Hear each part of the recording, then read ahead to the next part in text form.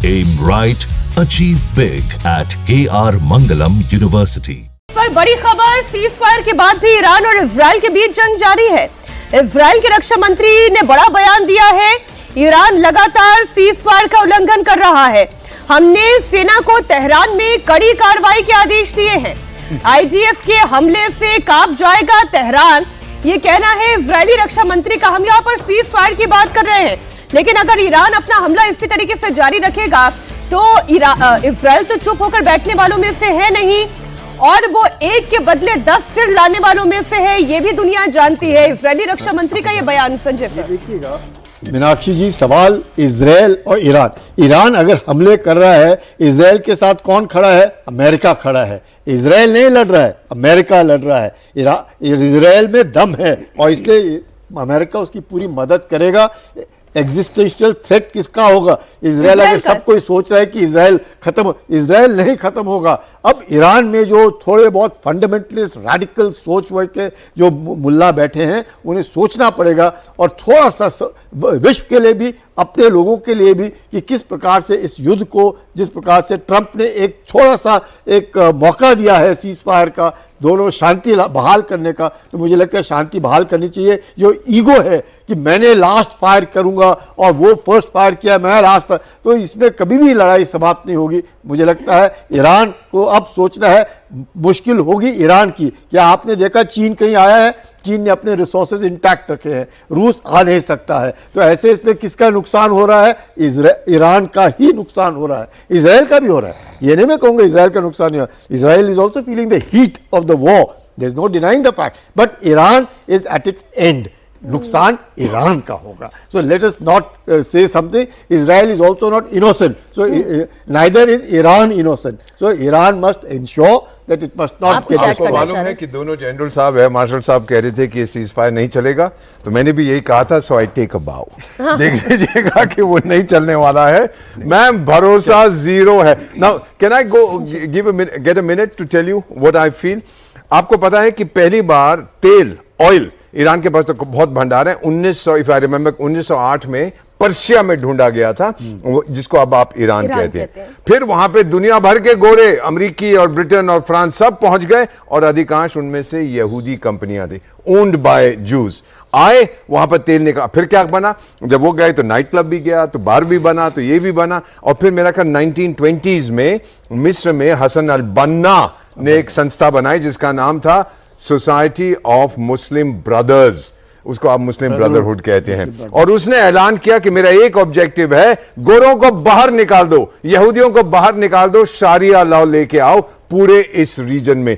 तब से मैम 1948 में चौकीदार इजराइल को बिठा दिया। अरे ये शारिया वारिया की बात करेंगे, ठोकना इनको। वो बैठा हुआ है चौकीदार मैम, आपस में जो मर्जी उनकी अनबन हो अमेरिका के साथ। Israel is there outpost over there. उसको कोई नुकसान, उसको खत्म होने कोई नहीं देगा कि वो हार जाए जंग में। नहीं, अगर वाकई में ईरान को भी इतना ही सपोर्ट मिलना था तो फिर रशिया भी आकर खड़ा हो जाता, तो चीन भी आकर खड़ा हो जाता। वो बातें करते हैं, मुस्लिम ब्रदरहुड की बात है तो पाकिस्तान आकर खड़ा हो जाता। लेकिन पाकिस्तान ने कितना बड़ा धोखा ईरान को दिया है, ये ईरान भी जानता है। बड़ी खबर आपको बता दें, डोनाल्ड ट्रंप ने भारतीय समय के मुताबिक कल रात करीब 2 बजे सीज फायर का ऐलान किया। युद्ध विराम के ऐलान के बाद इजराइल ने भी ईरान पर हमले तेज कर दिए थे। बड़ी खबर ये, इजरायली अटैक में ईरान के एक और न्यूक्लियर साइंटिस्ट की मौत हो गई है। बताया जा रहा है कि इजरायली एयरफोर्स ने तेहरान में टारगेट करके अटैक किया था। इसमें ईरान के परमाणु वैज्ञानिक मोहम्मद रजा सेदिगी मारे गए हैं।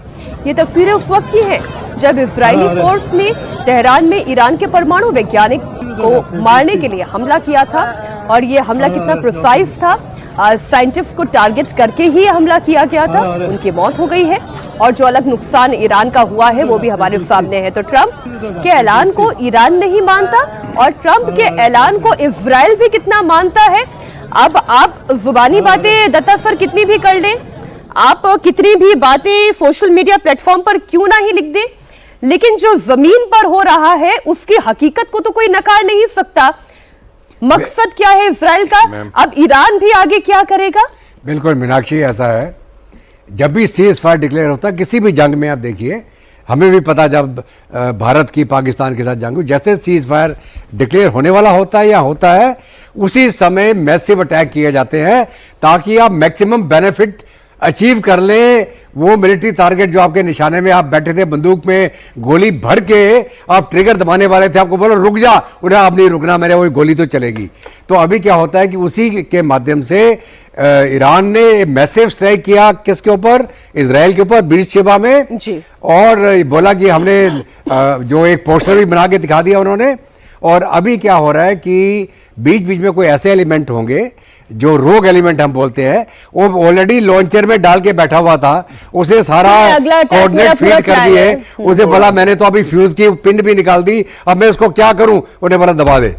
तो कहने का मतलब ये कि थोड़ा ये इक्का दुक्का चलेगा जब तक ये फुली जो जिसको बोलते हैं हॉस्टिलिटी स्टॉप करेंगी। लेकिन सबसे बड़ी बात तो ये है कि फाइनल डील क्या होगी, फाइनल पीस टेबल के ऊपर क्या दोनों आगे बैठेंगे, वो पीस के अंदर क्या फैसला होगा, क्या लॉन्ग टर्म जो जिस मुद्दे को लेके जंग शुरू हुई, अगर फिलिस्तीन की हम बात करें, उसको बोला गाजा साहब अभी इजराइल जो है लगातार गाजा के अंदर जितनी बिल्डिंगें बची हैं उनको कंट्रोल डेमोलिशन करके गिरा रहा है। आपको मालूम है क्या, they are demolishing everything in Gaza. तो ये वहां तो रहने नहीं देंगे अब इनको, फिलिस्तीन को। अब ये टू नेशन इनका जो दो हिस्से में बटा था, अब ये कहां जाएंगे मेरे को पता नहीं है। लेकिन अभी जो है इजराइल फिलिस्तीन का मुद्दा जहां तक है वो वहीं का वहीं है। तेहरान में इजराइल ने मिसाइल अटैक तेज कर दिए हैं। बड़ी खबर आपको दे दें, तेहरान में इजराइल ने एक के बाद एक कई मिसाइलें दागी जिससे भारी तबाही हुई। आसमान से तेहरान पर बम बरसाए गए।